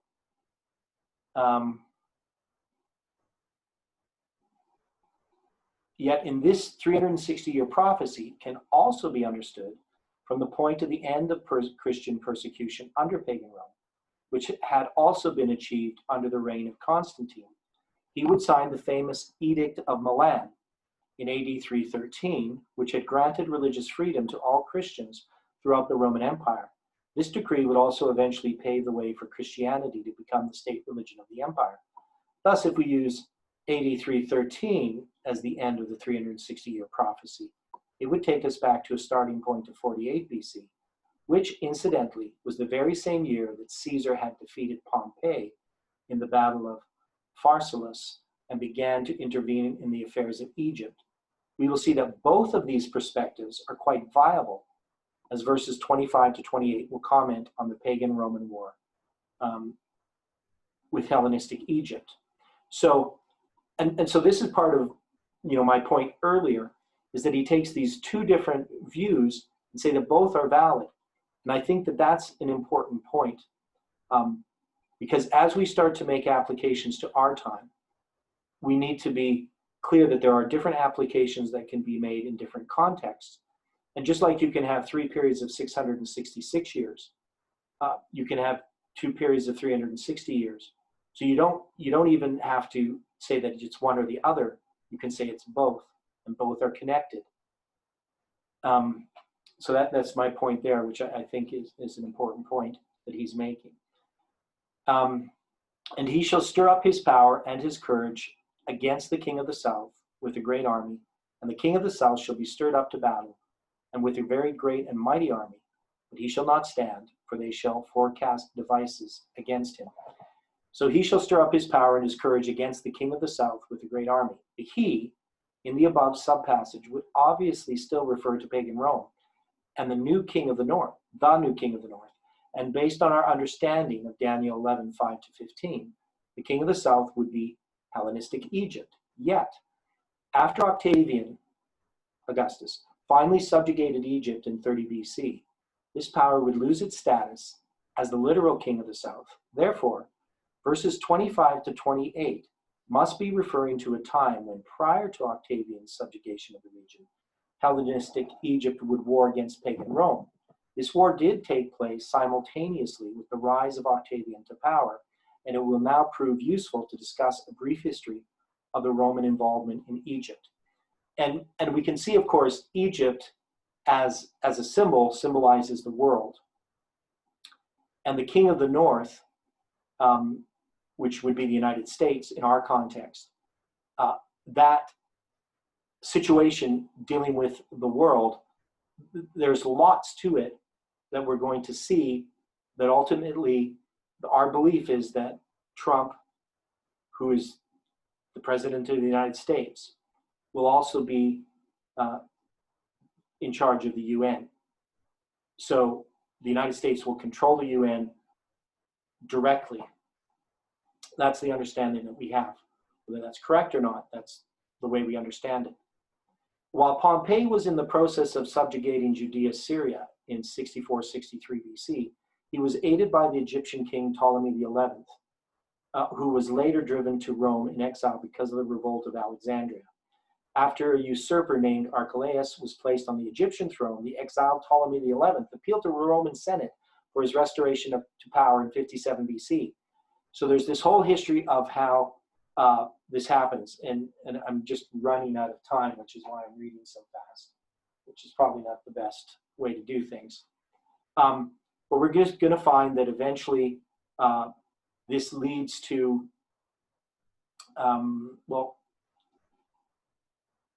Rome taking over Egypt. I'll read this passage here. Initially besieged in the royal capital, Alexandria, Caesar's Syrian legions, along with a Jewish force of 3,000 men, led by the faithful Antipater, would come to his rescue. With this relief force, Caesar would stir up his power and his courage against the king of the south with a great army, winning a decisive battle in the mouth of the Nile near Alexandria. At the conclusion of the battle, the royal army had been destroyed, Ptolemy had drowned, and Caesar had once again proven himself as a brilliant military commander who could improvise in a crisis to overcome tremendous odds.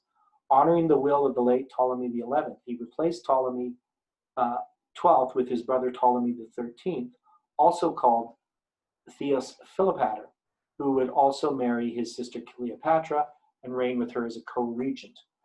So, kind of the crazy history of Egypt there. And the king of the south shall be stirred up to battle with a very great and mighty army, but he shall not stand, for they shall forecast devices against him. After Caesar's death in 44 BC, the king of the south would be stirred up to battle once again, coming with a great and mighty army against the king of the north. This would become a reality through the influence of Mark Antony, whose authority over Egyptian affairs after the death of Caesar had essentially made him the king of the south, while pagan Rome, under the authority of Octavian, would constitute the king of the north. This growing rivalry would lead to an inevitable showdown for control of the Roman world. Antony had initially formed an alliance known as the Second Triumvirate with both Octavian and Marcus Aemilius Lepidus, with the express purpose of eliminating the murderers of Caesar and removing their own political opponents. So hopefully you can follow all this. So when the triumvirs divided the empire in 40 BC, those are the triumvirate, Anthony assumed the control of the eastern provinces.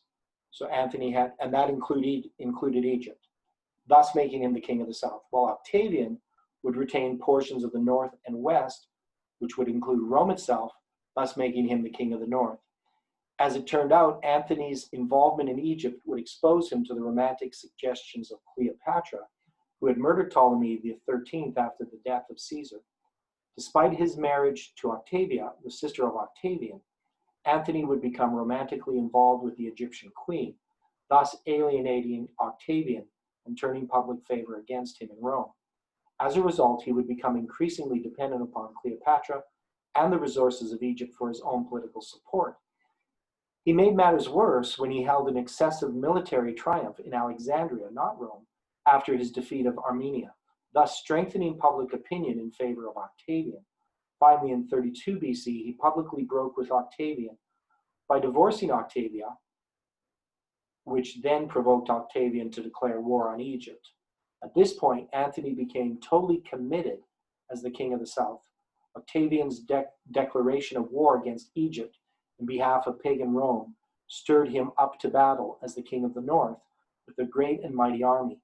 Anthony would challenge the authority of the young grandnephew of Caesar by crossing into Greece with Cleopatra at his side in 31 BC, and through their combined forces established a military strongholds along the western coast of Greece. Octavian viewed this move as an attack against the empire itself, and forecasting devices against Anthony, dispatched the famous Marcus Vespasianus Agrippa, his best friend and former schoolmate, to go ahead of him and attempt to check Anthony's military aggression. Meeting with some initial success, Agrippa would recapture several key positions from Anthony along the Greek coastline. As it turned out, by the time Octavian had arrived in Greece to join up with Agrippa, Anthony had been cornered in the Gulf of Ambracia. As he attempted to break out of this situation, the naval forces of each side would meet head-on just outside the Gulf near a place called Actium. Even though Anthony and Cleopatra had superior numbers in the ensuing naval battle, Cleopatra would abandon her partner at the height of the conflict.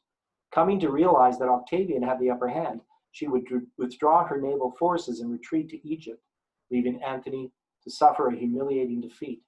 He eventually managed to escape to Egypt also, but his land forces defected to Octavian, and only 1/4 of his fleet survived to return to Egypt. When the land of the Nile fell to his rival in the next year, Anthony would not stand, committing suicide with Cleopatra, thus very romantic, I guess, thus allowing Octavian to emerge as the master of the Roman world. Yea, they that feed of the portion of his meat shall destroy him, and his army shall overflow, and many shall fall down slain. So that would be applying to that. Now, John Mark asked, could Cleopatra resemble the papacy? Yes, I would definitely make that application. I think many people have in trying to understand this history. Yea, they that feed off the portion of the meat shall destroy him, as I read there. This passage reviews the fact that because Cleopatra had removed her naval support from Anthony at the height of the Battle of Actium, she who had once fed the portion his meat would eventually destroy him, having stood by his side in the past as his lover, while offering both political support and necessary supplies for the development and maintenance of his army and naval forces. She would eventually leave him to be defeated by Octavian. And as Octavian's army would later overflow into Egypt and conquer this last remaining Hellenistic kingdom, many would fall down slain. And both of these kings' hearts shall be to do mischief, and they shall speak lies at one table, but it shall not prosper, for yet the end shall be at the time appointed. And this is where, when we start looking at this, we're going to look at this next week. We're going to look over some of this history and start making some of these applications as we go into verse 29 to 40 to 39, 29 to 39. next week, and maybe even start on some stuff dealing with Daniel chapter 12. But anyway, there's some different applications that are made of this history, that we have made of this history. So both these kings' hearts shall be to do mischief, they shall speak lies at one table. So this has to do with these agreements that are made, but they're meant to be broken. Antony and Octavian had originally unified after the death of Caesar to defeat his murderers and their own political opponents. Yet, as time went on, it became apparent that they would view each other as an obstacle to gaining complete control of the empire.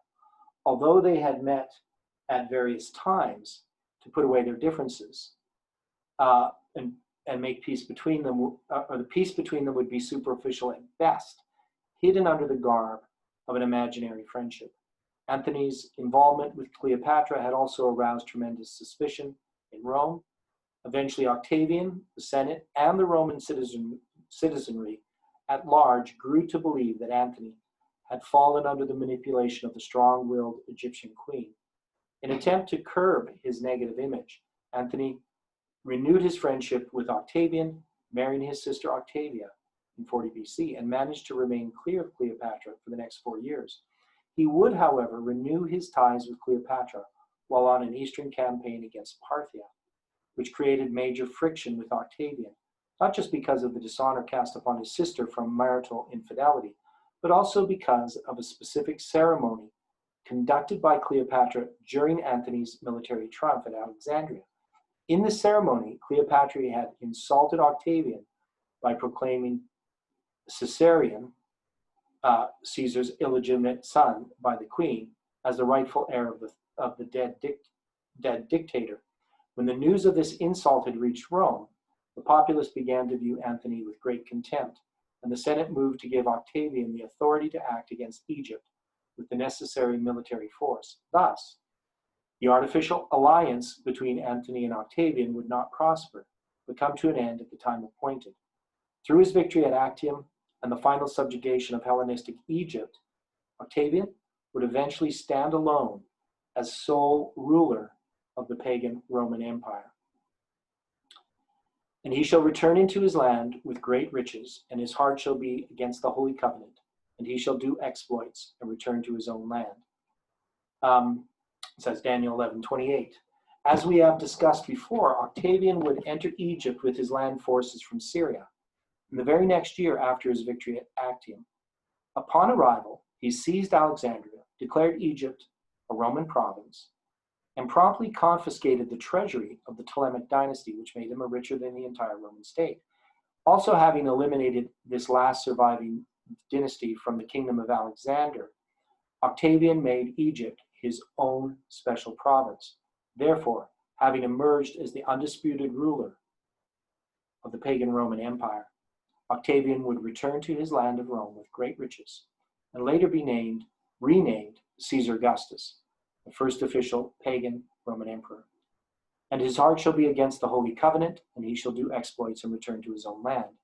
Similar to our discussion of verse 24, this passage can also be a description of the destruction of Jerusalem by Titus in 70 AD and the various Christian persecutions that took place under specific pagan Roman emperors.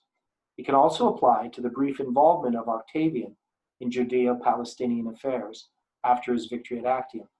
As he marched with his forces through Syria on the way to Egypt after defeating Antony, Octavian confirmed the subservience of each region that he passed through. Josephus commented on how he had stopped in Judea specifically to settle certain territorial questions that had arisen between rival kings. Prior to the first advent of Christ, the Jews were still God's chosen people and had possession of the Holy Covenant. Thus, because Octavian had intervened in Jewish affairs and required the submission of Judea to Rome, one could say that his heart was against the Holy Covenant, in a sense. And after doing exploits with the final conquest of Egypt, Octavian would return to his own land of Rome as the sole master of the empire. So, in looking at these passages here, going back to verse 23, we see Judeo-Roman League, 161. We know it goes into effect in 158. Pagan Rome, as the new king of the north, becomes strong, with the Jewish nation a small people. Pagan Rome enters peaceably upon the fattest places of the province, Syria, Judea, and Egypt. Pagan Rome would do what his fathers had not done, destroy Jerusalem. That's Titus in 70 AD. Pagan Rome would forecast devices against the Christian church through 10 periods of Christian persecution. Even for a time, that's 360 literal years, this would go from both 38 BC, Caesar's involvement in Egypt, to 313, the Edict of Milan, and 31 BC, Octavian's defeat of Anthony in Egypt, to AD 330, dedication of Constantinople. Verses 25 to 28, Pagan Rome, the king of the north, versus Egypt, the king of the south. This describes a history of warfare between Pagan Rome, led by Octavian, and Egypt, led by Mark Antony and Cleopatra. Octavian would win the Battle of Actium and later seize control of Egypt. So that would be the historical application. Now we're going to look at it a little bit more in detail when we review it next week. I just don't have time to do that. So any questions on this? I know it's just a lot of reading. Hopefully my reading's helpful in understanding it. But I do suggest people read the document itself and go over it and try to grapple with it. Any final comments?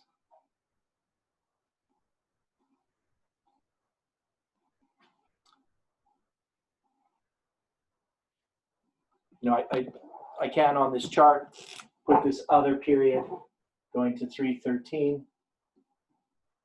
Now that's the Treaty of Milan. And that would go from 48 BC to 313 AD. And that would also be 360 years. So he takes both of them. He doesn't just choose. He says both. That's why he puts "and" in capitals and underlines it. And I think that's an important point that we can get from this. Somebody have a comment? Or can we close with prayer?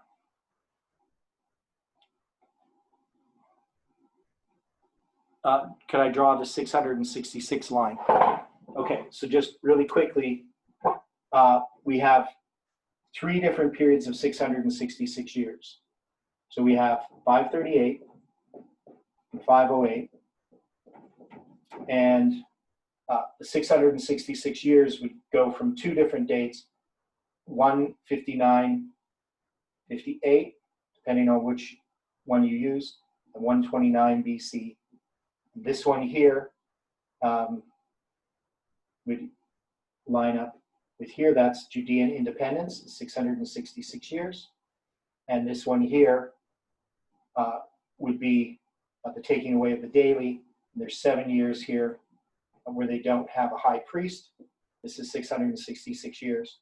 So this is the one that basically is used by William Miller. But we also had a period of 666 years that went from 70 AD. And that was from the close of Jewish probation. There was 36 years from 34 AD. And that connected with 597 BC. And there's 36 years here of Jehoiachin's captivity. And we also had here 666 with Cestius. And so this period is also a period of 666 years. So there's 3 periods of 666 years. I do papers on these, so they are recorded in different places, actually. So thanks for that question. And okay, so let's close with prayer. Unless there's another message. No? Okay.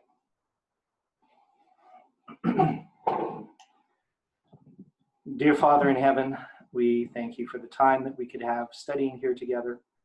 And we look forward to the next 2 studies to complete the book of Daniel and its connection with Leviticus 26. And we can see, Lord, here that even the 660 years 666 years that we talked about also connect to Leviticus 26 as well. And we know, Lord, that there's much to understand that we still don't understand regarding your word and the prophecies that are in it. And so we just ask for continued presence of your Holy Spirit as we study individually, and that you can bring us together again to study. We also pray for the study coming up tomorrow evening on the 777 chiasm. And we ask, Lord, that those that are able to invite others even to that study, where we really focus on July 18th and the evidences for it. And we thank you, Lord, for hearing our prayer. Please be with each person. Be with Heidi as she's getting a tooth removed, and we ask that you can help her. Thank you for everything that you've done in our lives. In Jesus' name we pray. Amen.